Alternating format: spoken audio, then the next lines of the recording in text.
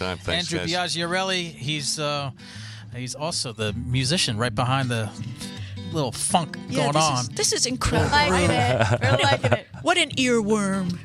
Yes, I love that. I love that term. It is an earworm. Yeah. I garden groove. Do you? Do you?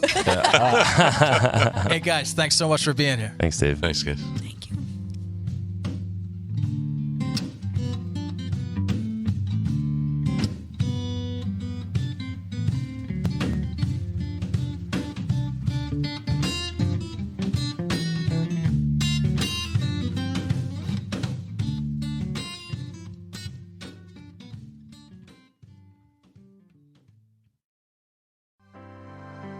Here in Middlesex, count 025 or middlesexcountycf.org.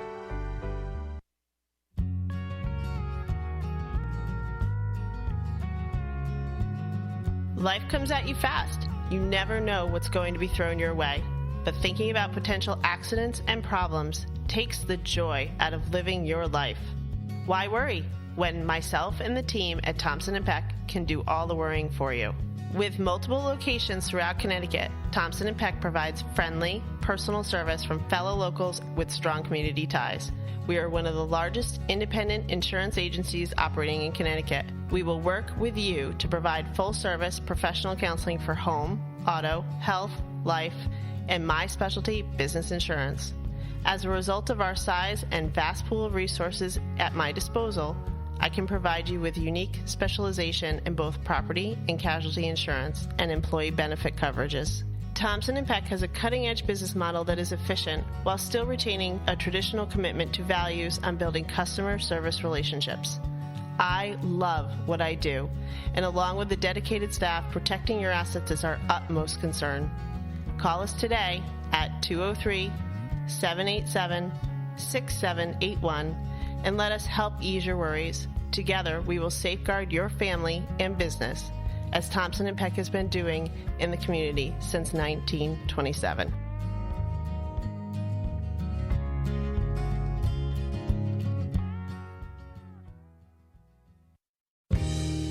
Shanks is a brand new waterfront food boat located at Harborside Marina in Clinton, Connecticut. Harborside Marina is a full-service marina offering sales, service, and storage for all your boating needs. The kitchen at Shanks was created inside a vintage 42-foot commercial lobster boat named the Sounder that came from the Sound School in New Haven and was used as a research vessel for 20 years. The Shanks lobster boat now houses a state-of-the-art commercial kitchen, cooking up classic New England seafood favorites, burgers, fish tacos, and more. Simply step up to the boat, place your order, and then walk up to our elevated waterfront deck for some of the best views on the Connecticut shoreline. Shanks will operate 7 days a week, seasonally from Mother's Day to Columbus Day. Join us for waterfront dining, boating, and paddling at Shanks, Harborside Marina, and Paddleworks. For more information on Shanks, call 860-669-4224 or go to shanksclinton.com. That's 860-669-4224 or shanksclinton.com.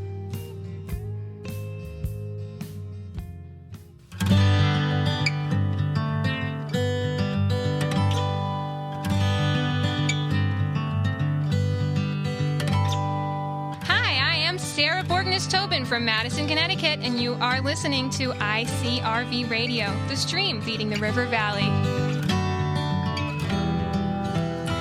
Good morning, everybody, and welcome to another episode of Antiques Trail.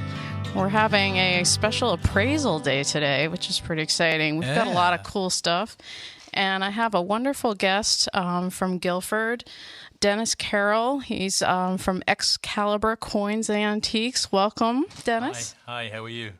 Great.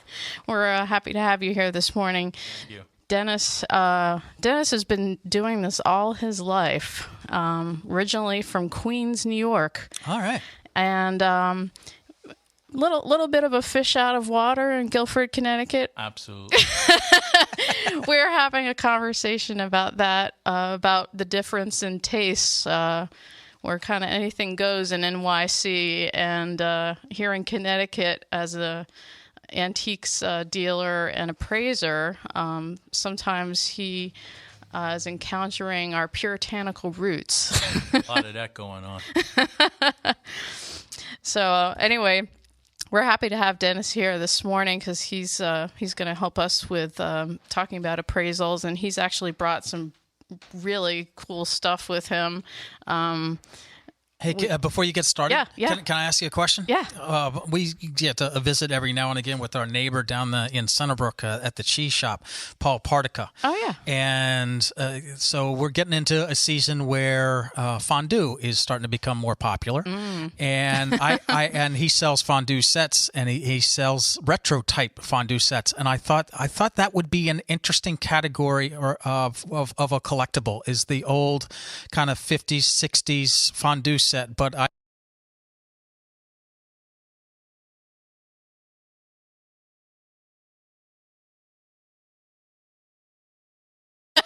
Unbelievable.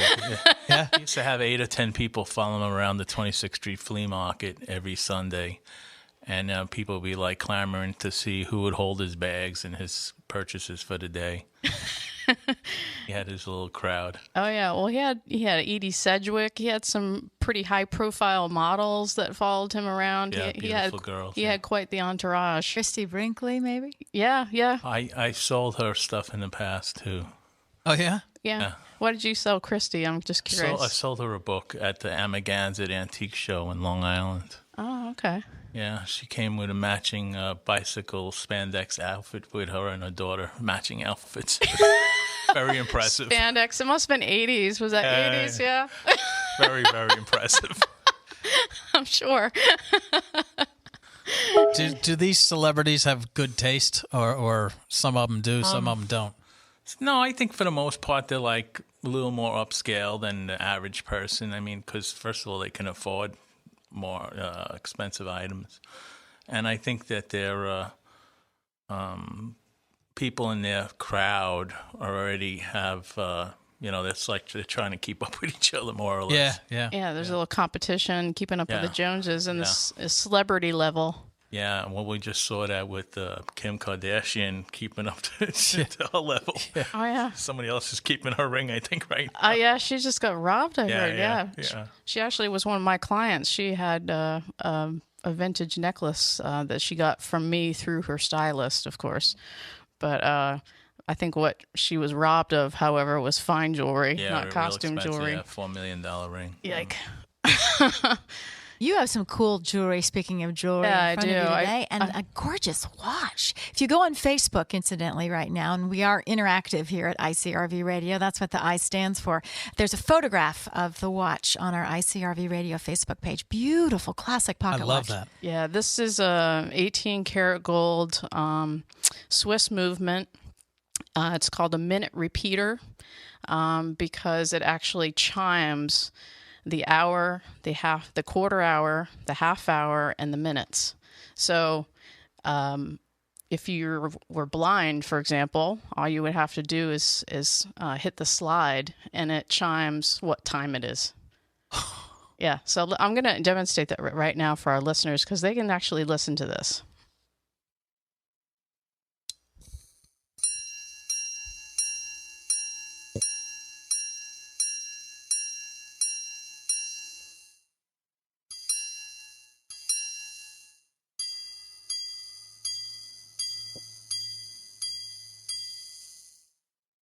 Okay, so that was 10 hours, 2 quarter hours, and 8 minutes? That's right. Wow. That's brilliant. Yeah, isn't that cool? That is brilliant. And it goes back to what age? This one is circa 1910. It belonged to my husband's grandfather, who was a Pittsburgh steel tycoon. He was the owner of Columbia Steel and Shafting in Pittsburgh. And this particular watch was made by Frankfeld Frère, the Frankfeld brothers in French.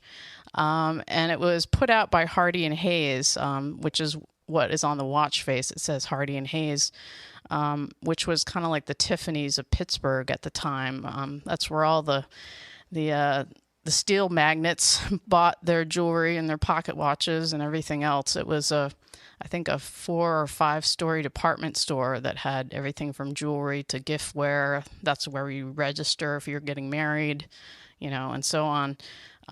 It's extremely slimline, which is remarkable. When I was showing it to Dennis, you said it was at the height of, what did you say? It was at the height of. Trying to remember. He basically said this was sort of the pinnacle of design at the time. I mean, to make something that thin when everyone else's watches were like 4 times the thickness. Right. Yeah, this is extremely slimline. And we have a picture. If you're listening right now, open up another tab and go to ICRV Radio on Facebook. And it'll show a picture of the mechanism that's inside this pocket watch, which is absolutely amazing. It shows the little hammers, the springs that sound out these chimes. And a pocket watch like this is worth between $8,000 and $10,000. Wow. Because obviously they're pretty rare to find. Minute repeaters in general are difficult to find, much less in such great condition and still working. Yeah. Now, would that typically have connected to it some sort of a chain of sorts to hold it into the vest pocket or the?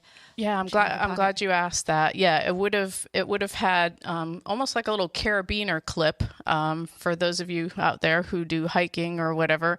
It's a little it clipped on to the top here, and there would be a watch chain, and it would be attached to slide into the gentleman's vest pocket or coat pocket, so that it was accessible. It could be pulled out. And that's called a fob, right? A fob, yeah. Exactly.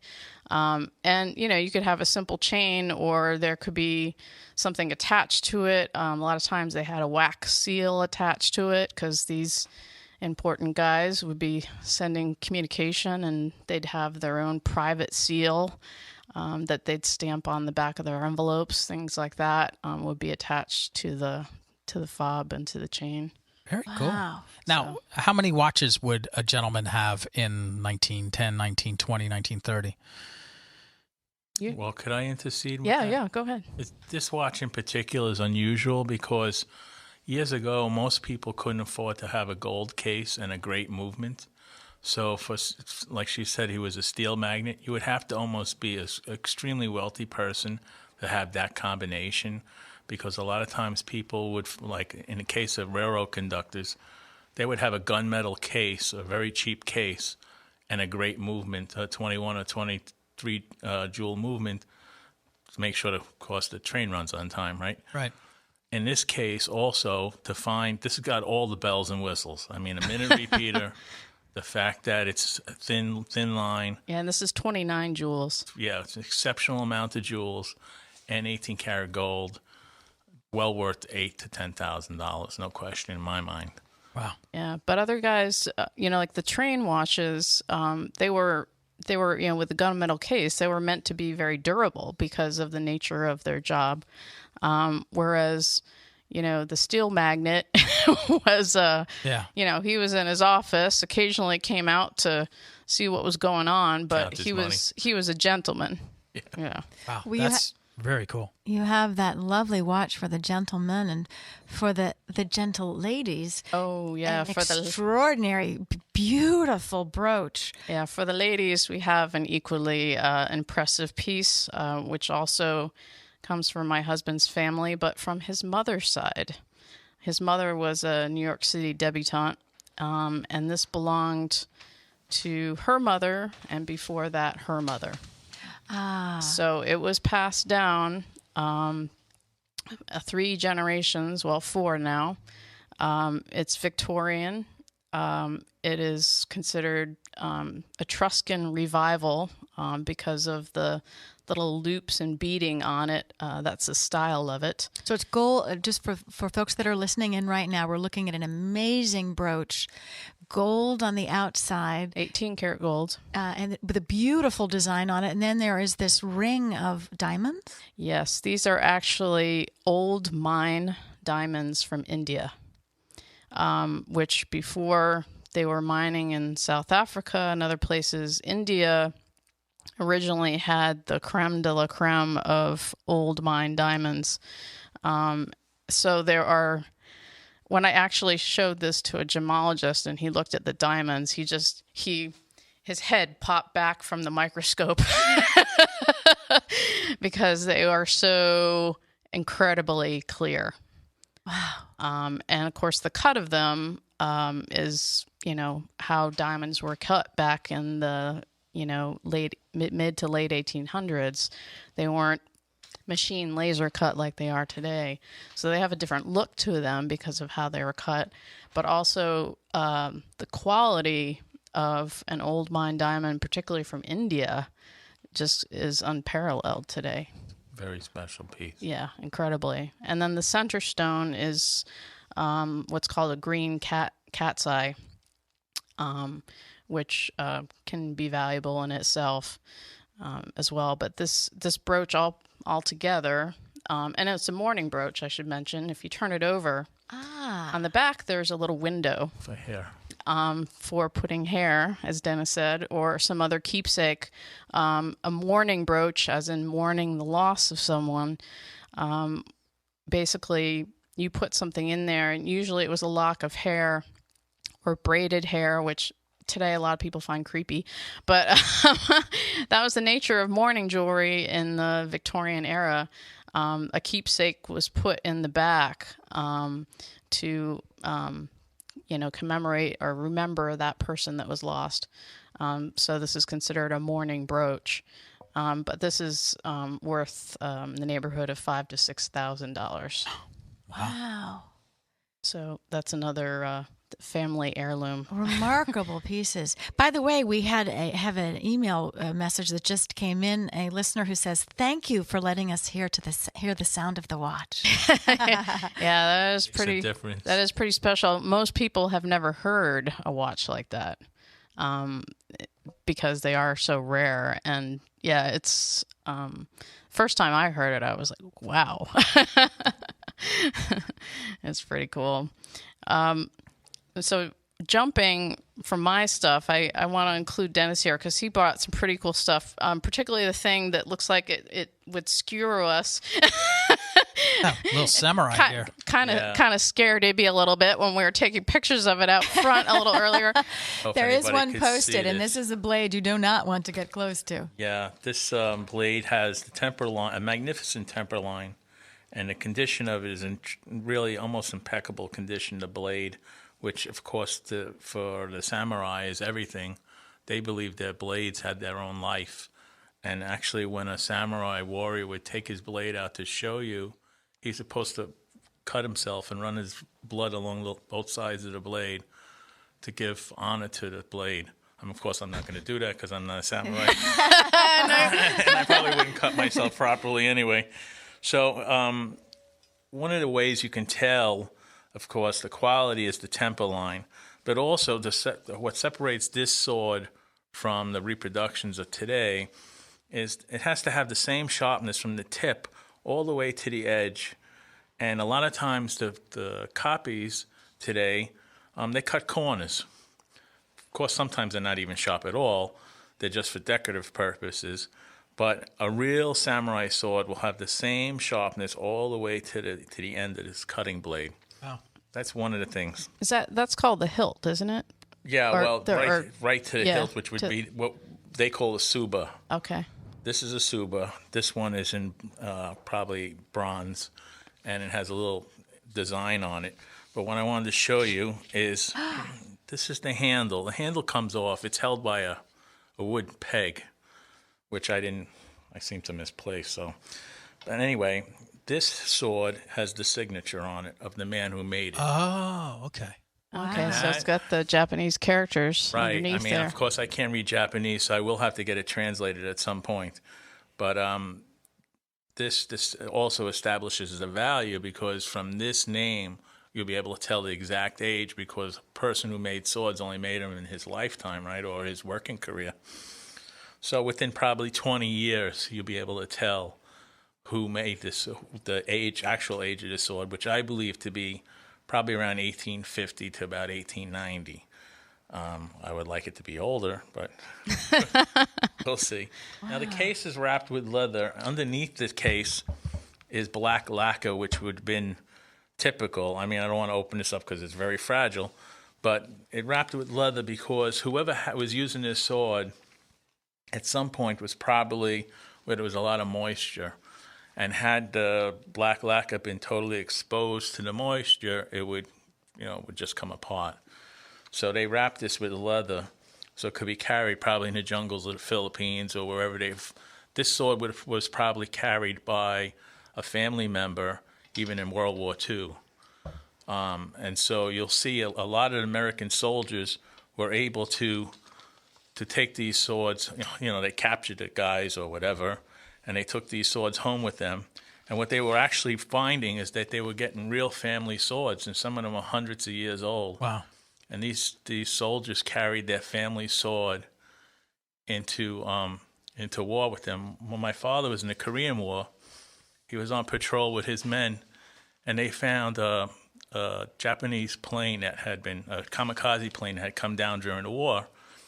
And he said that the pilot was still strapped inside the plane, his skeleton, and he had his sword, a Nambu pistol, and the scarf with 1,000 prayers. And he said that all the men wanted the sword and the pistol. So he said, no. He said they put the skeleton in a body bag with the sword, a pistol, all the whatever it had. And they sent it to the Japanese embassy in Seoul, South Korea. And the family was so happy to get that back that they sent every man a case of sake in that patrol. No kidding. So when you're a soldier, a case of sake is probably more important than a sword. Wow. I brought one other item with me because I do coins and stamps as well as military stuff. Dennis, before you move on, can you tell us how much this samurai sword is worth? Yeah, no problem. I figure the sword's worth between $1,000 and $2,000, depending on, once I do the research on the signature, could change the value considerably. What is the range for samurai swords, depending on condition? And well, they have the genuine swords, generally $500 and up. Okay. And there's a lot of World War II ones that they call samurai swords. They're in a similar style, but they were mass produced and they're machined. And those swords are worth probably $300 to $500 now. They're just plentiful. And a lot of times you'll find those, they have like fake temper marks because they weren't the real samurai swords. The steel was rolled and hammered and rolled and hammered, and that's how they get the temper line. So the ones that they have now is like synthetic. They even the ones during the war. And also you'll find a lot of them are marked with serial numbers. Now, no real samurai sword would ever have a serial number. No. That's something from during World War II. Yeah. Very cool. What else did you bring? Thank you. I brought one block of stamps. These stamps were from the island of Gibraltar, and of course they have Queen Victoria on it. And the British managed to get control of Gibraltar, took it away from Spain in the early 1800s, 1880s. And so now this block of stamps was made in 1889, which is unusual because it's a large block, which is 20 pieces, and it's a 2 peseta value, which would have been worth in 1889 probably about 50 cents American. So, doing the math, that would have been a $10 block of stamps, which was a lot of money in those years. Yeah. Now, this block would be worth $700 catalog value. It looks pristine from the front, except for when you turn it over, somebody soaked the glue off. Oh. So now this $700 block of stamps is worth between $100 and $150. Oh, bummer. So, when you mount it in your collection, it's still going to look great from the front. Yeah. But then you know that they're missing the glue. And a lot of times the reason for the glue being missing depends on where the collector lived. If they lived in South America or a place where there's a lot of humidity, many of the collectors actually soak the glue off their stamps because they would stick down to the books, or they would curl and they would crack. the actual paper would split. So a lot of times that was done purposely, fortunately for collectors now, because everyone wants the glue on the stamps. But this is still a great representation of a rare item. Interesting. So for collectors, it's recommended not to apply them to anything, but keep them in. What is it that you keep them in? Well, they put them in these kind of holders. There's plastic. There's all kinds of holders today that they manufacture, but they use a lot of these plastic holders, and it helps to keep the glue from adhering to the mounts. Mm. And the other thing too is they used these years ago. The old time collectors used paper hinges. Sometimes they made their own, and they used this animal glue, and which was almost impossible to get off of whatever you stuck it to. So you'll find a lot of early stamps, which would be worth a lot of money, with these nasty hinges applied to them. Yeah, I remember those. Yeah, and so that hurts the value too. Today, everybody wants the glue, the stamps perfect, the way they were issued, post office fresh, with no hinges on it. I love how, one item can tell a story. I love the story of the returning of the samurai sword. Yeah. I love that. I love the oops, went from 700 down to 100 just like that. Yeah, I never knew that the glue, that the glue had such a play in the value. Yeah, absolutely, for stamps. It's really, really interesting. It's now, I'm sorry. Do you have a preference? I mean, Gay is a professor on so many categories of collectibles, but I think vintage jewelry would have to be at the top of the list. Yes. Do you have something? Yeah, my favorites actually. I started as a little boy with coins. I love coins, and I've been collecting them since I'm 5 years old. And then I went to stamps because it seemed to be the general progression, coins and stamps. Yeah. And then I got into the military stuff. When I had one of my relatives went to Vietnam in the beginning of the war, and he was bringing back items from Vietnam, I got interested when I saw these things. And then, of course, my father had his fighting knife from World War II, and then he had brought things back from Korea. And so it was just, and I never was in the military myself, but enough family members were that I managed to get a beginning of my own collection of military stuff. Very cool. We're running real short on time. We have to promise to have you guys back together. This is a cool. This is a really cool thing. I'm going to get my brother or my sister to overnight some of our old games from the 50s that are in good shape so that you can actually take a look. I think appraisal show, whenever we can do it, I'm up for it. What do you think? Yeah, absolutely. Yeah, I love the stories that are coming alive. But there's something, because even in the state of Connecticut, I see the sign for Pez, and then I saw in the promo for the program that we were going to talk about Pez. We have to talk about Pez. I know, it's so funny. This one, it cracked me up because it's so goofy. It's from 1967. This Pez dispenser has a clear plastic hand at the top holding an eyeball, a plastic eyeball. And the Pez dispenser itself, where the candy is stored, is kind of a bright neon green. So 60s. Yeah. And it was called the Crystal Collection. And they did a whole line of these in all different colors, the hands, different colors. They had black hands with the eyeball. And this little Pez, back in 1967, sold for 25 cents. Okay. Today, it sells anywhere from 20 upwards. I've seen it as expensive as $35. Really? Wow. Yeah. That's an amazing. That's like, well, to be worth even $20, that's a 40% inflation rate. Wow. When usually inflation is about 3%. So that gives you an idea of sometimes how much the value of something from the, what it cost back in the day to what it costs now, just jumps way above inflation. Am I right? Somewhere after Bridgeport or something? It's in Orange, Connecticut, is the Pez Visitor Center. Yeah. Yeah, and it's a museum. You can go in there and actually... And what's the company based here, or is it based here? Or is the company defunct? What? Pez is, well, unfortunately, it's gone the way of most companies. It's, manufactured in China or Japan at this point. Yeah. But yeah, it originally was in Connecticut, and that's why the visitor center is in Orange, Connecticut. Wow. So. See, I love this show. I do. Hey, I gotta ask because a buddy of ours went out there, but I haven't talked to her. How was the vintage market in Salem? The Salem market, unfortunately, because of the weather, was not as successful as it should have been. But even so, I had some interesting customers. I sold a few things, made some connections, probably be some after sales. But at this point, I think Catherine Gionette, who came on the show, she's going to focus on the June show, the vintage market. And maybe not do the October one again because it's tough with the weather in New England. Yeah, we know. It's tough filling up a tank of gas too. Yeah. So she's gonna keep doing the market thing, but focus in on June instead. So I'm looking forward to that market next year. Got it. Yes. Well, we look forward to having you back again. Yeah, Dennis. Yeah. Thanks a lot. Great stories. Yeah, Dennis, this is an awful lot of fun. You got a favorite story? I'll give you 45 seconds for a favorite story.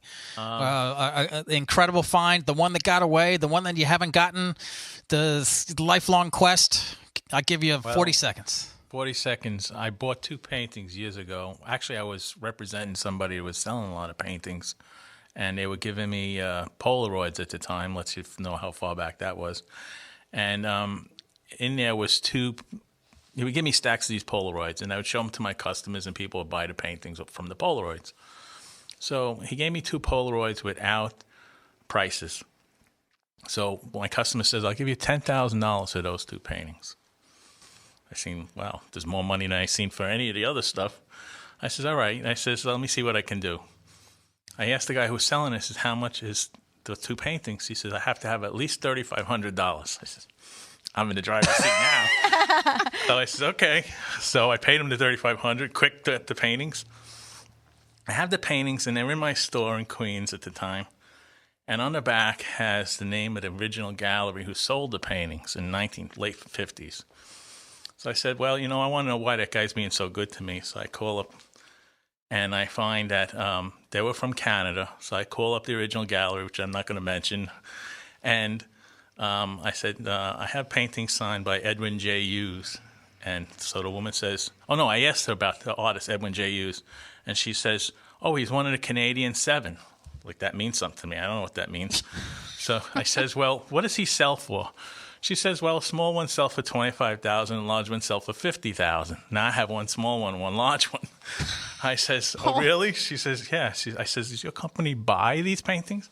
She says, oh, absolutely. We're always looking for these paintings. I said, oh, okay, that's good. So I says, I have 2 for sale. She says, well, my director's not here today. Can he call you tomorrow? So he calls me up, and he says, I understand you have 2 paintings. I tell him, yes. He says, you have the serial numbers on the back of those 2 paintings? I said, yes. I give him the serial numbers. He comes back on the phone, and he says, we're prepared to offer you $45,000 for the 2 paintings. So I says, well, now I'm like, well, thank God I'm sitting down. And you paid $3,500 yeah, for these. and this is only 2 days later or something. I'm speaking to this guy. So I said to him, I think I'll have to get back to you. So I hung up the phone, and I call up Sotheby's in New York, and Sotheby's says, oh, we know of him, but he's very popular in Canada. Call our Toronto office.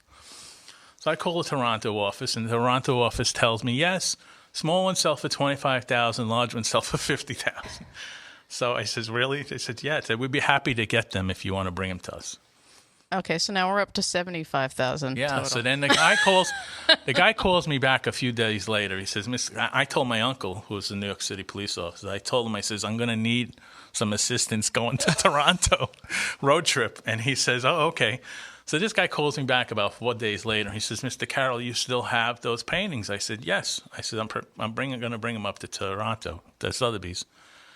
He says, well, what would be today's price? So I said, today's price is $65,000 American. He says, that's a lot of money. He says, we offered you $45,000 American. I says, yeah, I understand, but 45 is not 75,000. I said, so taking off their commission and everything and road trip expenses, I would accept 65,000. He says, "Can I call you right back?" I said, "Yes." This is the longest 40 seconds. He calls me back. CRV Radio. Yeah, he calls me back and he says, "There'll be a truck in front of your door tomorrow with a check for $65,000, a bank check for $65,000." And that was my best story. Wow. That was a pretty good one, Dave. That was worth hanging in there.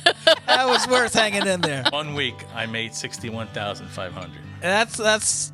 That's hard to beat. I like that one. That beats me. How about coming back, both of you guys? All right, I would love to. Gay is here every week with Antiques Trail. It's always a treat, sharing her passion and expertise and bringing in the people that share it with her as well. And we encourage you guys, listen in next week for Antiques Trail. Gay, thanks. Dennis, nice to meet you. Thank you. Bye-bye.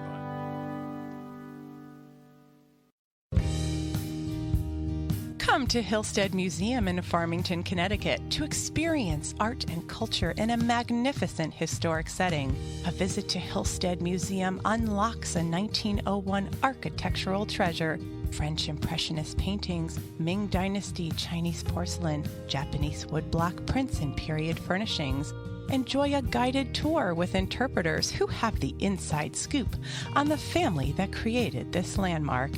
Take time to experience the tranquility of Hillstead's sunken garden, or take in surrounding vistas of the Litchfield Hills while sitting on the Mount Vernon-inspired veranda. There is something for everyone at Hillstead in Farmington.